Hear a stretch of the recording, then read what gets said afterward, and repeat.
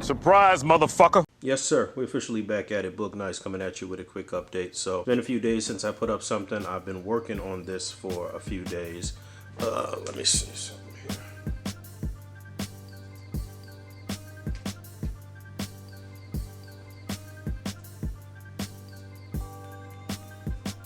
So as you guys know, I usually pick an idea and then I keep building on it for a few days, and I usually shoot my setups in threes. So this is number 2 of 3 that I want to do with this particular set, with this particular setup and how things are arranged, especially with the explosions, those being the focal point. I started with the oldie but a goodie with Cable. I had done a shot with Cable a couple years back with him kind of running through the forest and being chased by Sentinels. Broke out all of my Sentinels at that time, but I changed it up a little bit. I did one with Cable and he's running to a portal. Time flip. I used the old S.H.Figuarts Dragon Ball Z cell effects to kind of simulate the portal lit from the underneath the table, as this is a glass table. You can see all of that here on the seaside, I guess, but the real thing that took a long time was setting up the explosions in that particular formation, so I could maximize on the light being shined from behind.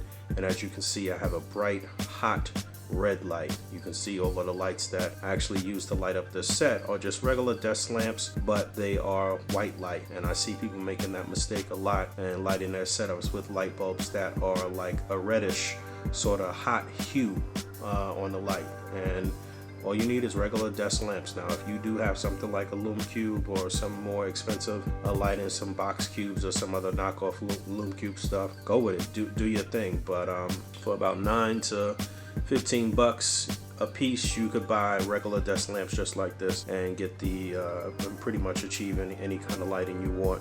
Position them in different ways or using tissue paper or whatever you want to do. So I had 3 Sentinels versus Cable, and changed that up, expanded on that a bit more, added more Sentinels, changed it to a daytime shot. Usually I'm just using poster paper. For the nighttime Cable shot, I used a piece of felt, which is good because it doesn't reflect the light, although you don't want any light shining directly on it. Any light that might hit it, you usually can toggle with your settings in your camera, lower the contrast or mess with the f-stop or whatever, and get the desired look that you want. So I was able to do that, right sort of shadows on the Sentinels, and easily just switch out the backdrop for a daytime shot. Then I wanted to try something a little harder. I broke out the old Revoltech Mini Ironman and the Build-A-Figure Fing Fan Foom from Hasbro, or Fin Fang Foom, I don't know, I always screw that up. But this was a Build-A-Figure that was very hard to complete, as you needed a bunch of figures to complete it.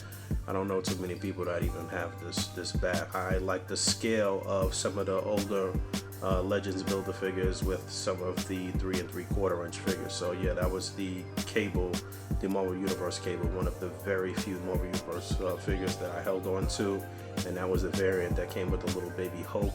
And what a great, that was a great, to this day it holds up as a very good 3 3/4 inch figure. But anyway, so Revoltech Mini Iron Man, and again utilized the explosions. I rearranged them a little bit, added a fire effect and Fing Fan Foom's mouth there, and I was happy with the preliminary shots, but I wanted to add in War Machine, and I was able to do that. Everything I've done here totally tangible. I've used a few stands. I guess this stuff will be showing up. I use a stand right under Foom's arm to kind of hold him up in the back.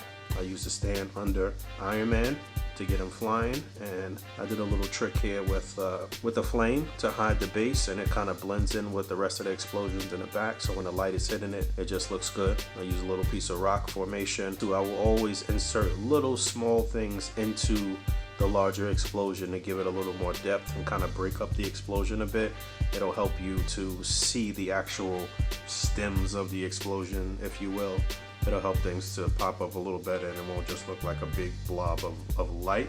So adding in a few little things, paper, boxes, whatever you can to balance it on there, or use wax or whatever you need to do. Usually I'll just balance the stuff up there, because with the hot light shining on it, over time the wax will just fall off. And I got War Machine up in a sort of unique way here, and hiding the very bottom of the stand with some more modular rocks. Again, anything you want to do, you can do it tangibly.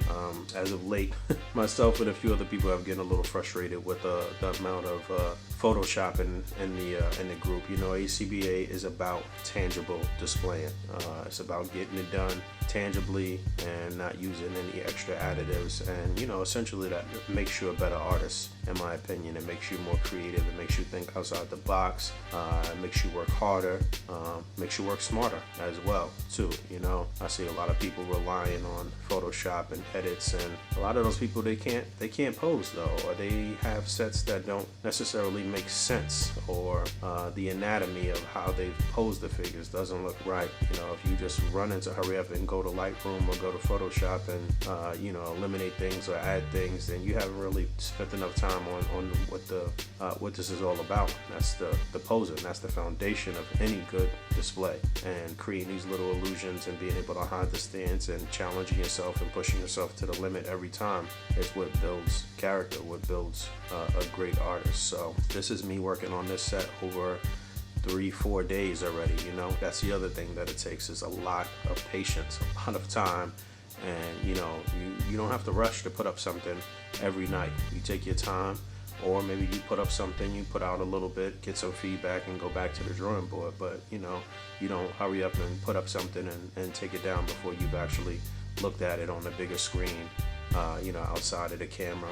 And like I always tell you, I always frame up everything in the frame of the camera. You always want to set up your display in frame, and that way you will always get the perfect shot. So I'll move on to the third display that I maybe want to do on this set.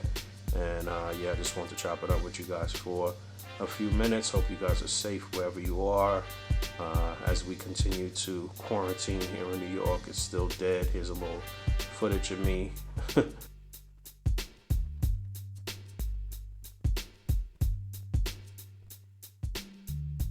on a train by myself. It's just how it is these days. It's empty. The only people making their way out and about are essential workers and people that need to go out to get food or supplies or what have you. So real out here, man. Stay safe wherever you are. Thanks for hanging out. As always, rate, comment, and subscribe. And until next time.